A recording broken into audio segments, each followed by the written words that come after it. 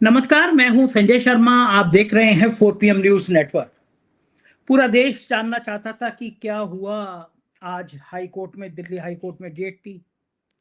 Khan sir की, अंजना ओम कश्यप जी के वकील और सारे टीचर्स के वकील और हमारे वकील तलहा साहब, हैदर साहब मौजूद थे, सुधांशु जी मौजूद थे और बातचीत शुरू हुई।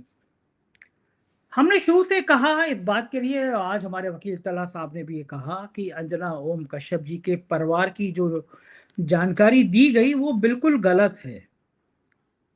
और ये सार्वजनिक जीवन में इस तरह किसी के परिवार का नाम लेना बिल्कुल ठीक नहीं है, बच्चों का नाम लेना ठीक नहीं है। लेकिन जो भक्त मेरे चैनल पर आके मुझे और मेरे परिवार को गाली देते हैं, कभी गोदी मीडिया के पत्रकारों को भी उनकी आलोचना करनी चाहिए, जैसे मैं कर रहा हूं कि अंजना ओम कश्यप जी के परिवार को नहीं घसीटना चाहिए। बड़ा अच्छा हो कि कभी अंजना ओम कश्यप जी को भी लगे कि वो जिस भक्ति काल में रहती हैं, विश्व गुरु की जिस तरह चरण वंदना करती हैं और विश्व गुरु जी के भक्त जिस तरह गालियां देते हैं, मुझे तो जान से मारने की धमकी देते हैं। अभी 10 दिन पहले गोरखपुर से एक सज्जन ने मुझे फोन किया, मेरे ऑफिस वाले नंबर पे फोन किया, और चांस की बात है वो फोन रिकॉर्डिंग में लगा हुआ था। चूंकि लोग करते हैं, फोन रिसीव नहीं हो पाता, तो उनके डिटेल के लिए रिकॉर्डिंग में रहता है फोन नंबर। उसमें उन भक्त ने, मेरा जो साथी था मनोज, उसको जितनी दुनिया की गालियां होती होंगी माँ बहन की सब दी, और कहा कि संजय शर्मा जो है ये ब्राह्मणों के, हिंदुओं का खिलाफ बहुत बात करता है, ब्राह्मणों के खिलाफ बात करता है। हम इसके टुकड़े टुकड़े करके गंगा जी में बहा देंगे, इसके और इसके परिवार के टुकड़े टुकड़े करके गंगा जी में बहा देंगे। मेरे अधिवक्ता है मोहम्मद हैदर जी, उन्होंने डीजीपी को चिट्ठी लिखी, पुलिस को चिट्ठी लिखी कि एफआईआर की जाए। गोरखपुर के ये साहब खुलेआम मुझे हत्या करने की, मेरे परिवार को हत्या करने की धमकी दे रहे हैं, लेकिन अभी तक कुछ नहीं हुआ। हमारे वकील ने भी कोर्ट में यही कहा कि ये जो अंजना ओम कश्यप जी ने मानहानि का मुकदमा किया, और वो कह रही है कि उनके परिवार का नाम लिख दिया गया, उनके परिवार को सिक्योरिटी की धमकी दी गई, तो ये तो सीधा सीधा क्रिमिनल मामला है। बात भी सही है, अगर कोई किसी को धमकी दे रहा है, जैसे हमने पुलिस को कंप्लेंट करी, ऐसी अंजना ओम कश्यप जी ने भी पुलिस को कंप्लेंट करनी चाहिए। वो गृह मंत्री जी के बिल्कुल करीबी हैं, और गृह मंत्री जी के और प्रधानमंत्री के करीबी अंजना ओम कश्यप जी से कौन भला करीबी और कौन हो सकता है। तो बेहतर होता कि वो शिकायत करती और तुरंत। हमारी तो एफआईआर चली गई, तो एप्लीकेशन चली गई, तो एफआईआर नहीं हो रही है। अंजना ओम कश्यप जी तो मैसेज भेज रही थी, तो पूरी दिल्ली पुलिस उनके घर पे खड़ी होती। तो हमने कोर्ट में भी कहा कि ये मानहानि का मुकदमा नहीं है, अगर कोई धमकी दे रहा है तो धमकी देने वाले के लिए एफआईआर होनी चाहिए। और कोर्ट में हमने कहा कि हमने तो अपने अधिवक्ता जी को वो थंबनेल निकाल के भेजे हैं, और जल्दी हम वो कोर्ट में, अगर ये मामला चलता है अंजना ओम कश्यप जी का, तो हम वो थंबनेल लगाएंगे। हम अंजना ओम कश्यप जी के और आज तक के वो सारे थंबनेल कोर्ट में लगाएंगे कि ये चाटुकारिता है, ये सांप्रदायिकता है, और ये पत्रकारिता है। जो आज तक कर रहा है, मुसलमानों के खिलाफ आपत्तिजनक कमेंट करता है। कल मैं देख रहा था कि शिंदे की लेकर, भगवत मान को लेकर जो कमेंट थे कि गिर जाएगी भगवत मान की सरकार, ये आज तक पे लगा हुआ था। और योगी मुसलमान नमाज नहीं पढ़ने देंगे, इस तरह के तमाम थंबनेल लगे हुए थे। तो क्या ये आज तक की पत्रकारिता है, जो एक समुदाय विशेष को टारगेट करती है? क्या ये पत्रकारिता है? हमने तो खान सर पे जब उन्होंने टिप्पणी करी, तो हमने तो अपने वीडियो में ये कहा कि खान सर और बाकी अभिनय सर और जितने टीचर हैं, वो गरीब बच्चों को पढ़ा रहे हैं। आप सोचिए ना, यूट्यूब पर मुफ्त में बिहार का, झारखंड का, उड़ीसी का, यूपी का ये गरीब बच्चा अगर मोबाइल पे पढ़ ले रहा है, फ्री में पढ़ ले रहा है, करोड़ों रुपए की कोचिंग नहीं कर रहा है, तो गलत क्या है? आप अपने देश को सबसे बड़ा चैनल कहती हैं, उस पे आप कहती हैं कि ये जो है ये दो दो कौड़ी के यूट्यूबर। ये दो कौड़ी के यूट्यूबर जो टीचर हैं, ये उन पत्रकारों से कहीं ज्यादा अच्छे हैं जो 2000 के नोटों पे चिप ढूंढते हैं। जो प्रधानमंत्री का इंटरव्यू करते हैं, तो प्रधानमंत्री से ये नहीं पूछते कि गरीबी क्यों बढ़ रही है, बेरोजगार क्यों देश में बढ़ते जा रहे हैं, किसान क्यों आत्महत्या करने करते जा रहे हैं। तो पूछते हैं आप थकते क्यों नहीं, आप आम काट कर खाते हैं या चूस कर खाते हैं, आप बटुआ रखते हैं नहीं रखते हैं। ये दो कौड़ी के यूट्यूबर टीचर कहीं ज्यादा उन पत्रकारों से अच्छे हैं जो दिन भर हिंदू मुसलमान का नैरेटिव चलाते हैं चैनल पर। दिन भर चाहते हैं कि देश में सांप्रदायिकता के आधार पर दरबारे तलवारें खिंच जाए। ये उन यूट्यूबर से कहीं ज्यादा बदतर हैं, उन यूट्यूब से ज्यादा खतरनाक हैं जो विश्व गुरु की चरण वंदना में किसी भी विपक्ष के सांसदों को तोड़ने पर, पॉलिटिकल पार्टी के तोड़ने पर इनके मुंह से आवाज नहीं निकलती। ये उन 2 कौड़ी के यूट्यूबर टीचरों से कहीं ज्यादा बदतर हैं जो ज्ञानेश कुमार की डांका जो वोटों पे डालते हैं, उनके लिए आवाज नहीं निकालते।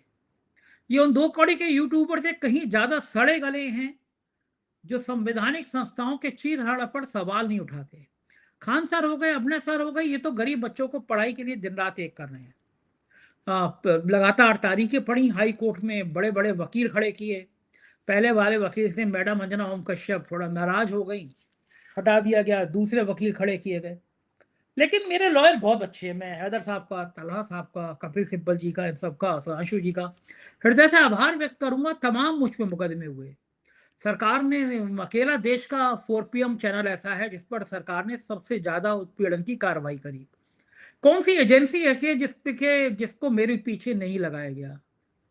मेरे खिलाफ एक फर्जी नाम पते पे आर्थिक अपराध अनुसंधान की जांच सेटअप कराई गई, इनकम टैक्स की स्क्रूटनी कराई गई, ईडी को छुट्टी लिखी गई, मेरे ऑफिस पे हमला हुआ, मुझ पे मेरी पत्नी पर क्रिमिनल डिफर्मेशन का सूट दायर हुआ। क्या क्या नहीं हुआ। मेरा सरकारी मकान 100 पुलिस वाले लेके खाली कराया गया। संजय सिंह जी ने परसों फिर वो उसका जिक्र किया है कि लोग कहते हैं मैं बीजेपी में चला जाऊंगा। मैंने संजय शर्मा को इंटरव्यू दे दिया तो उनका मकान खाली करा दिया गया।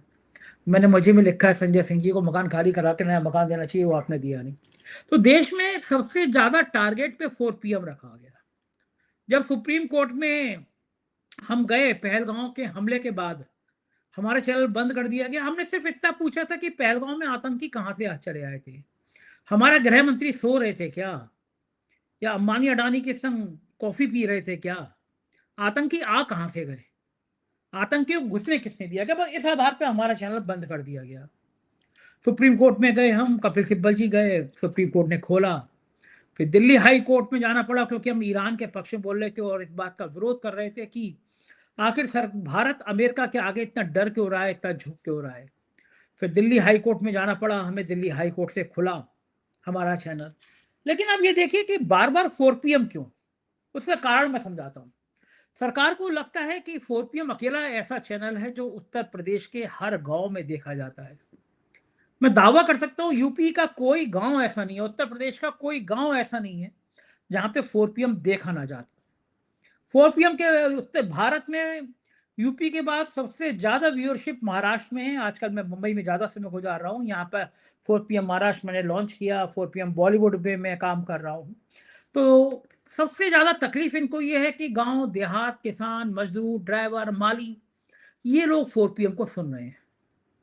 हम सवाल कर रहे हैं कि आप उद्योगपतियों के कर्जे माफ कर रहे हैं और गरीब का कर्जा बढ़ाते जा रहे हैं। 50,000 रुपए कर्जा होता है, बैंक धमकाता है, गरीब पंखे से लटक के, पेड़ से लटक के जान दे देता है। और जब सुप्रीम कोर्ट में रिट होती है 500 करोड़ से ज्यादा का कर्जा किस किस पे, तो सरकार कहती है हम उनका नाम नहीं बता सकते, उनकी साख पर सवाल खड़ा हो जाएगा।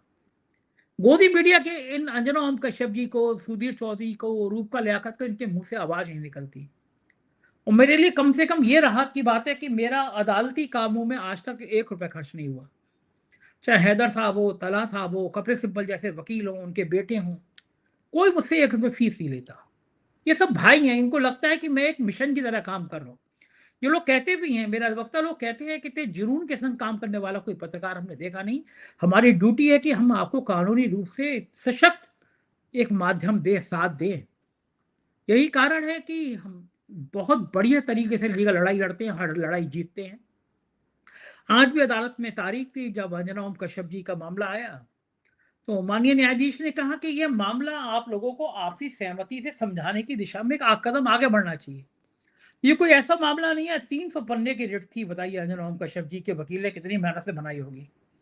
लेकिन जब जवाब हम लोगों की तरफ से दाखिल किया गया तो अंजना ओम कश्यप जी को समझ में आ गया कि मामला उलट गया। और आज तक को समझ में आ गया कि जिस मुहिम का मैंने अभियान शुरू किया था वो मुहिम मैंने शुरू कर दी है। आरटीआई में मैंने पूछना शुरू किया है अलग अलग राज्यों में कि आज तक को सरकारों से कितना पैसा मिला। ये जो इंडिया टुडे मैगजीन आती है, कभी भी किसी मुख्यमंत्री को नंबर 1 पहुंचा देती है, नंबर 10 पे पहुंचा देती है। जहां माल मिलता है वहां पे नंबर 1 मुख्यमंत्री हो जाता है।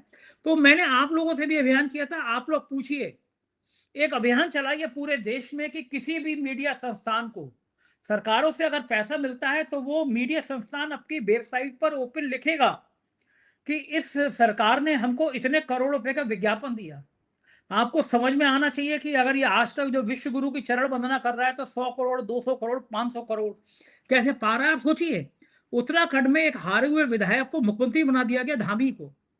उत्तराखंड जो पलायन के लिए मशहूर है, जो बेरोजगारी के लिए मशहूर है, जहां पे लगातार नौजवान परेशान है, कम्युनल आग में झोंकने की तैयारी है, उस हारे हुए विधायक को जब मुख्यमंत्री बनाया गया तो उसने 1,000 करोड़ रुपया इन मीडिया को दे दिया।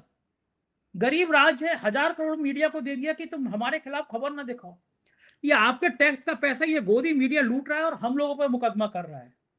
हमने कहा अब इस लड़ाई को अंजाम तक पहुंचाएंगे, देश के बच्चे बच्चे को बताएंगे कि आपके टैक्स का पैसा ये लोग लूट कैसे रहे हैं। तब अंजना ओम कश्यप जी को समझ में आया कि बाजी उलट गई, ये मामला तो गड़बड़ हो गया। तो नतीजा ये है कि आज माननीय न्यायाधीश ने कहा कि आप लोग मध्यस्थता से बातचीत करके सुलझाइए, ये मामला ऐसा नहीं है कि जिसमें इस तरह लड़ाई लड़ी जाए। तो अगर अंजना ओम कश्यप जी के वकील बहुत मजबूत होते तो शायद वो ना मानते, लेकिन अच्छा है, विवाद कोई नहीं चाहता। अंजना ओम कश्यप जी के वकील भी राजी हो गए कि ठीक है, हम मध्यस्थता से बात करते हैं, कैसा रास्ता निकलेगा। हमारे वकील ने भी कहा हमें लड़ाई नहीं चलना चाहिए, हम तो पत्रकारिता कर रहे थे, हमने तो जो अंजना ओम कश्यप जी का है वो मामला उठाया, हम तो फिर उनके थंबनेल दिखा के बात करेंगे। तो मध्यस्थता की तारीख शायद 9 जुलाई लगाई गई है कि वकील हमारी अदालत सुनेगी कि मध्यस्थता पे क्या प्रोग्रेस हुई। तो आप सोचिए कि कहाँ तो अंजना ओम कश्यप जी ने युद्ध की आह्वान किया था कि युद्ध लड़ेंगे, नगाड़े बज गए थे, लेकिन अब वो कंप्रोमाइज पे आ गई हैं। आज तक कंप्रोमाइज करने को तैयार हो गया है। हम भी कोई विवाद नहीं चाहते, लेकिन अगर वो ये सोच रहा हो आज तक कि हम ऐसी मुहिम बंद कर देंगे, आज तक की इस नफरत भरी राजनीति के खिलाफ करना बोलना बंद कर देंगे, तो हम डंके के चोट पे कह रहे हैं। चाहे आज तक हो, चाहे अंबानी का नेटवर्क 18 हो, चाहे और भी चैनल हो, रजत शर्मा हो, ये जो नफरत की भाषा बोलती हैं चैनल, ये जो इस देश में हिंदू मुसलमान का फसाद कराना चाहते हैं चैनल, 4PM ऐसे तमाम चैनलों के खिलाफ एक मजबूत लड़ाई लड़ता रहेगा।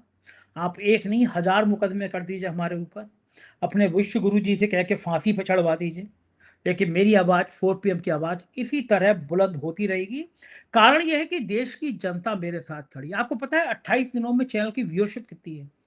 आज मैं सुबह देख रहा था, 20 करोड़ लोगों ने 28 दिनों में चैनल देखा है मेरा, 20 करोड़ लोगों ने। जबकि अभी चैनल बंद था। जब 1.5-2 महीने चैनल बंद होता है तो नीचे चला जाता है, लेकिन 1.5 महीने में 20 करोड़ लोगों ने देखा।